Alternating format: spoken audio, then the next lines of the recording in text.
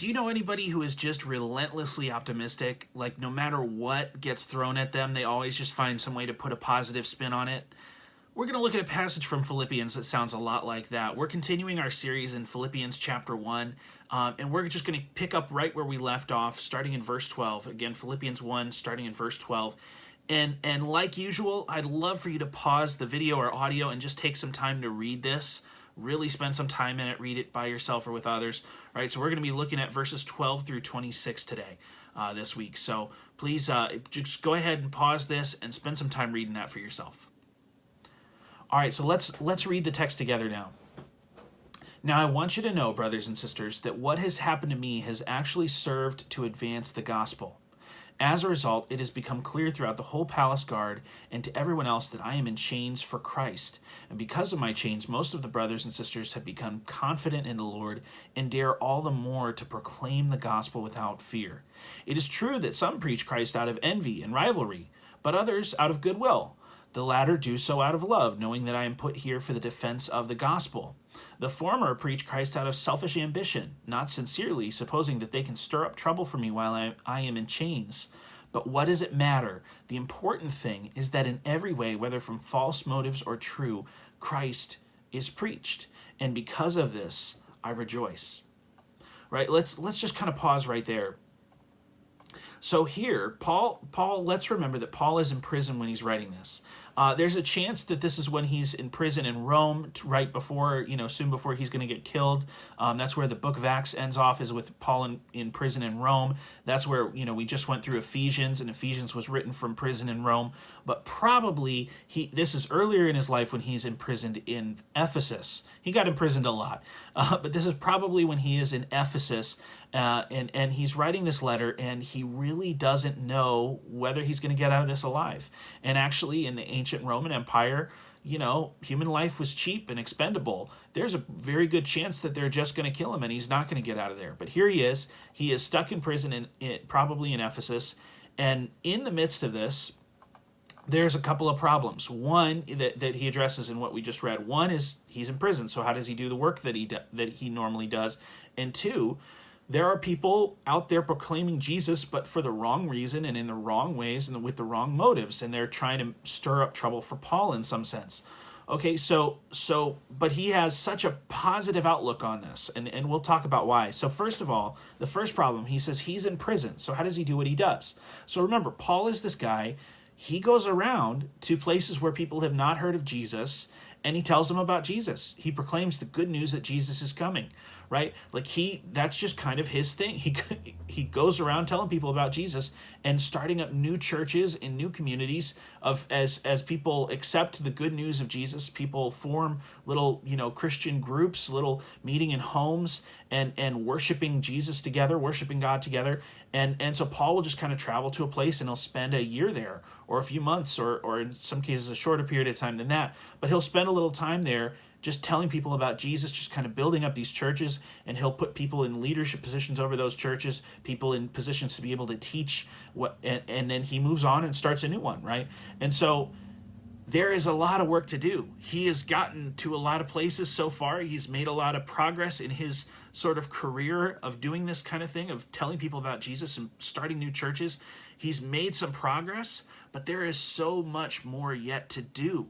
And so here he is in prison. It's frustrating for him because he can't get out there and do his thing. He can't get out and tell more people about Jesus and start new churches. But here's Paul, he's so optimistic because he cares so much, not so much about himself, but about the gospel itself, about the good news of Jesus getting out. Right? So realize that he is in prison. He is under the care and the watch of the Roman kind of prison system, kind of under the Roman imperial guard, right? And they have, kind of stations in a lot of different places. And so this is all under the Roman imperial guard. All right. So these are Roman troops that are guarding him that are running this prison, right? And so what we often don't realize, so the word gospel, you might be aware that the word gospel basically means good news, right? And it translates from this Greek word euangelion in the New Testament. And Paul refers a lot to this word gospel, right? And what we need to understand is that in that time, in the ancient Roman Empire, this was a very charged word. This was the kind of word you would use if there was like some distant, place, there was this big battle won or this big, military feat accomplished. You would have people running into public places. You would, running around to deliver the good news. Kind of like a medieval town crier, right? Kind of similar to that. You'd have somebody running in, to public places and announcing the good news, like, hey, we won this battle. Or one very significant usage of that word to proclaim this good news, right? That same word, gospel, euangelion, was used very frequently when there was a new king on the throne. When there was a new emperor, you would have announcements of that, people proclaiming the good news that there is this new emperor on the throne, right? Because that changes everything. This new guy on the throne, that's something everybody needs to know about. Everybody wants to know about, because like that person has absolute authority over more people on the earth than anybody else. Like that is the single most powerful person on earth, in human terms, at that period of time, was whoever was the emperor of the Roman Empire. That was a big deal. And so here, Paul, around these Roman troops, is using this word euangelion. He's talking about the gospel of Jesus. What's he saying by that? He's saying there is a new king on the throne. Oh, really? I think I would have heard of that before you. Like, no, there's a new king. His name is Jesus. And he starts telling him about Jesus. And it's this Jewish peasant that nobody's heard of. And get this, Paul is saying this guy rose from the dead, right? So when Paul talks about gospel, this is such a politically charged word. And here he is around Roman soldiers. And he's not going to waste an opportunity. Even if he's in prison, he's at least going to tell the guards about Jesus, right? He's just not going to shut up about it. And so it's kind of funny, actually, just the way he says, like in verse 13, he's like, as a result, it has become clear throughout the whole palace guard and to everyone else that I am in chains for Christ, right? That if I'm going to be in chains, it's for Jesus, right? And so this is a kind of a big deal for him to be talking that way. It's not really helping his case of not getting executed, right? But he's not going to stop. That's not going to stop him. He's so committed to this message of who Jesus is, what Jesus has accomplished, what that means for everyone on the whole planet, that he really just wants to tell everybody about it. And he doesn't care if it puts him in harm's way. And he's like, yeah, it kind of stinks. I want to tell people about Jesus, and that's hard to do because now I'm in prison. But you know what? Actually, the gospel is moving forward. Even if I'm stuck in prison, the gospel is not stuck in prison. The gospel is still moving forward. Partly because everybody in the prison knows about it now. Partly because I'm just in this new mission field of the prison and telling everybody about Jesus, and the word is spreading, right? And then partly, there's this other problem, but something that Paul sees good in as well is he's got this problem where there are people going around talking about Jesus, but apparently for the wrong reasons, for some kind of selfish gain, or they have something against Paul. It's kind of unclear, we're getting like one side of a phone conversation, is kind of what this is. Like we're getting one half of a conversation. We don't know all of the background, all the context of what he's referring to, but apparently there are people who are talking about Jesus, but not in the right way and not for the right reasons somehow. And so Paul refers to those people, he's saying like another good thing is like, hey, I'm in prison, but the local Christians here are hearing about me and it's making them more bold. Like the other Christians are hearing about what I am going through in prison, and the fact that like I'm not holding back, that it's not holding me back from telling people about Jesus, the fact that I'm not like giving up and just complaining and whining, like he's saying actually it's making other people more bold. And so other people are going around telling people about Jesus even more so. And so he's like, this is great. Like you'd think the gospel would be restricted because I'm restricted, but no, it's not. The gospel keeps moving. But there's this problem as people are talking about Jesus. Some people are doing it for good reasons, from the right motives. They're followers of Jesus who are telling people about Jesus. That's very natural. But there are these other people. Now, so these other people, it could be that they are, they're proclaiming, they see the gospel as a way to gain something. Like maybe they're gonna gain some fame or some popularity or some money.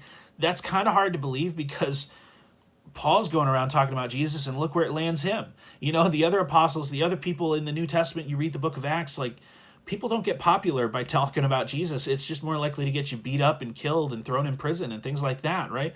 And so, it's kind of, but maybe they think there's people that think they have something to gain, that they can use this to their advantage in some way.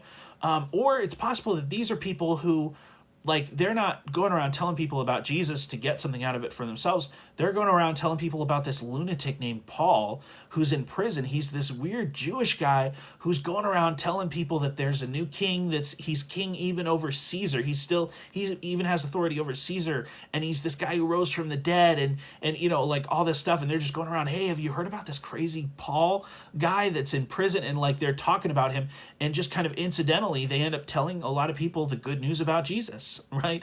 And so it could be that that's kind of what Paul's referring to, is these people who they're really just trying to to denigrate Paul, to just make him sound like a moron, but in the process they're actually telling the story of Jesus, and so the news is kind of spreading in a way.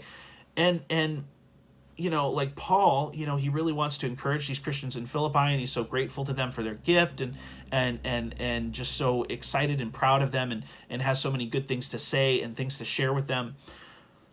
But here we are, here Paul is, like, all of his plans have been thwarted. Everything that he would have hoped and planned when he came to, to Ephesus or wherever he's at right now, like, he didn't plan on getting in prison. This totally flies in the face of everything he wanted to do. This looks like it really could be the end of him. He could get killed here. That's a real prospect. And here he is saying, like, you know what, but the gospel keeps going. It's like Paul's like this guy that it doesn't matter how he's doing, as long as the gospel is doing well, he's fine. Like, he doesn't care. It's like, he's so uninterested in his own well-being in comparison to the well-being of the gospel. And so he's saying, like, yeah, I know I'm in prison and I can't, like, and that kind of stinks. But the reason it stinks is because I can't tell people about Jesus. But, the good news is I can tell people about Jesus here in the prison. And all the guards have heard the story now. And he's like, and yeah, but the other thing too is like, hey, now there are other people who are doing the work I've been doing. Like, who are even more bold to go out and tell people about Jesus themselves. And yeah, there are people who are talking about Jesus in a way that's not good. They just have selfish motives, or I'm an enemy to them, and they want to do something to hurt me, hurt my reputation or something. But it's like, hey, you know what?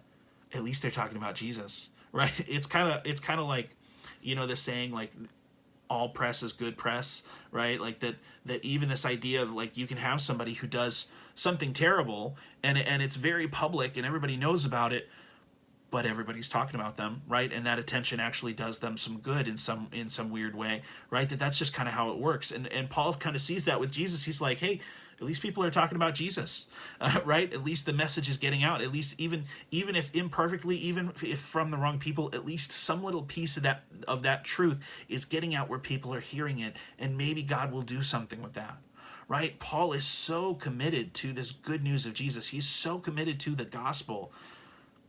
He doesn't seem to care what happens to him. He doesn't seem to care what stands in his way. He doesn't seem to care that much about people who are using the message of Jesus in some way for the wrong reasons. He doesn't care as long as the gospel's getting out. Like, yeah, I mean, he cares about those things, but not compared to the importance of the gospel getting out there. And that's huge, right? When you're in a difficult situation, when things are not going your way, when you have malicious people who are actually out to get you, or actually undermining you, or stabbing you in the back, or things like that, like, we tend to assume, like, God must not be helping me here, right? Like, God must have something against me, or something like that. Like, it doesn't feel like God is on your side when nothing is going your way. And here Paul is, when nothing is going his way, saying God is at work in this. He can look at his circumstances and he can see that God, like, he doesn't necessarily know exactly what it is God's doing, but he can say things are not good, but God is going to work in this in some way.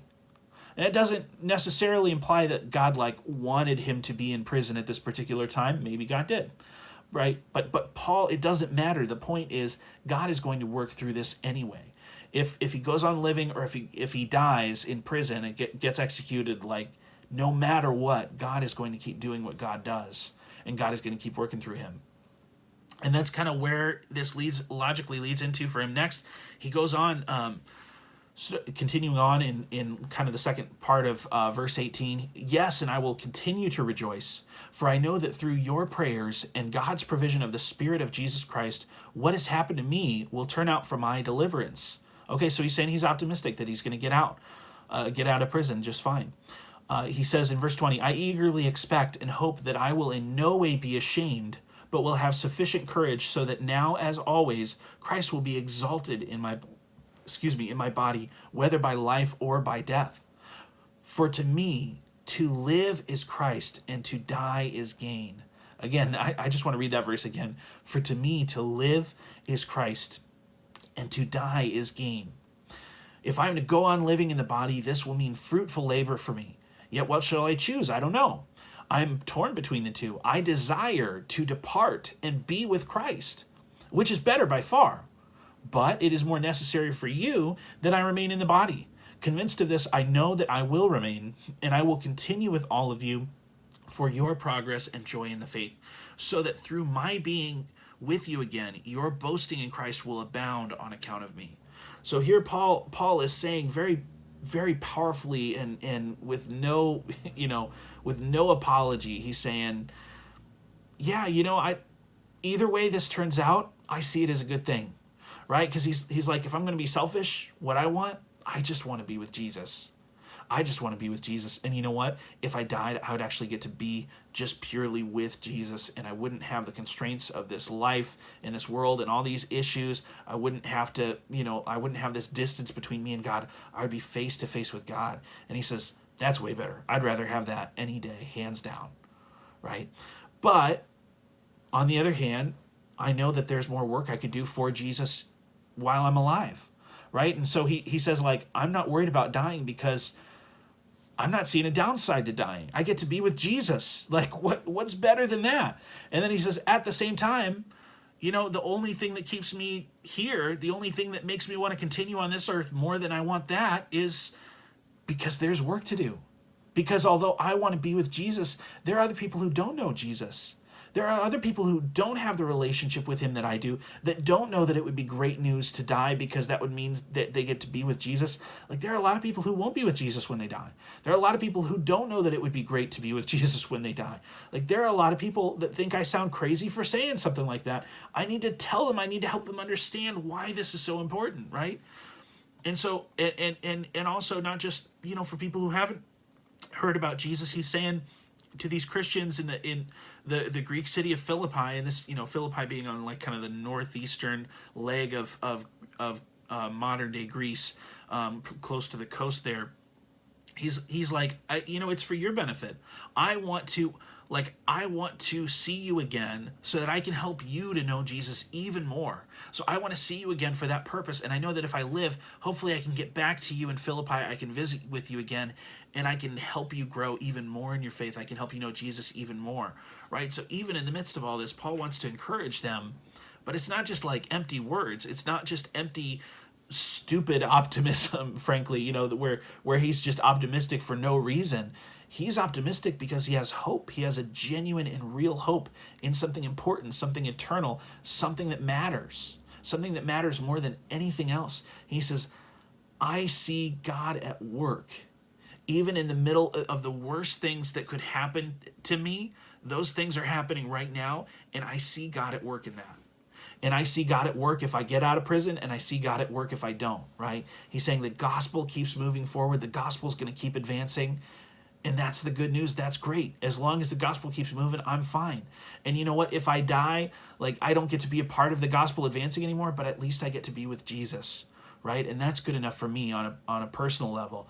But if I get to be on earth, I get to be a part of the good news spreading, the good news that there is a new king on the throne, that Jesus is more powerful than anything else. And I think Paul is aware, too, that even as he says, Jesus is on the throne and Jesus is all powerful and Jesus is more powerful even than Caesar, right? That Jesus is the true king. As he says that very subversive message, you got to realize the irony that he's in prison. And probably the way that people are taking it, we tend to, whatever we go through, we assume if something doesn't work out, God must not have wanted it, or God must be against us in some way, right? Paul, he's writing to people who are going to assume naturally, just like we would today, well, okay, if this you keep talking about this Jesus and you keep using these words that imply that he is king, that he's king even over the Caesar, even over the emperor of the Roman Empire, that he's even more powerful than him, has more authority than him. Okay, if that's the case, then why are you in prison? If you get killed, like, why would he let you get killed? It seems like, for a king, he doesn't seem all that powerful because he's sure losing. It seems like the Roman Empire keeps beating you in every time. And Paul wants to encourage these Christians he's writing to not see it that way. He wants to encourage them that, like, man, what God is doing, like, we have what we can see here, what's happening on earth, but God is doing things behind all of that. God is doing things behind the scenes. God is doing things above us that we can't see. God is doing things in the big picture, in the grand scheme of things, that right now, what I'm going through right now, I can't necessarily see what God is doing, but God is doing something.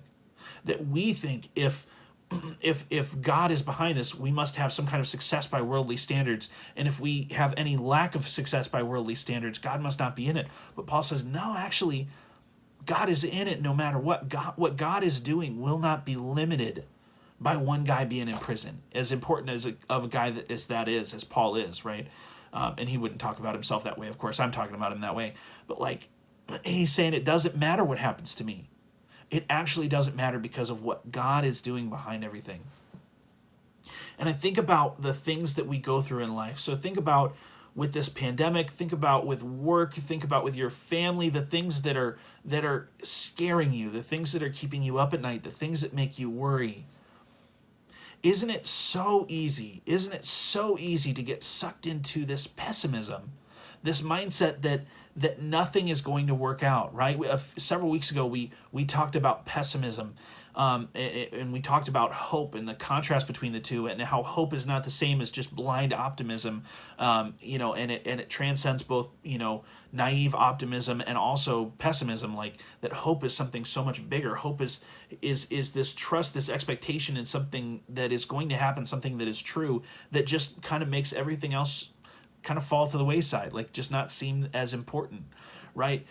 I think about what the things that we go through in life, the struggles that we go through, where we're worried about what's going to happen to people we care about. We worry about our health and other people's health. We worry about our safety and other people's safety. We worry about the things going on in the world. We worry about the things going on in politics. We worry about what's going to happen, at your job, whether you're going to continue to have a job, whether you're going to be stuck in the job that you have.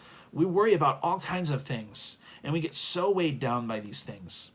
And I wonder if the message that Paul would have for us, very much like the message he has for himself here, is just, yeah, but how's the gospel doing?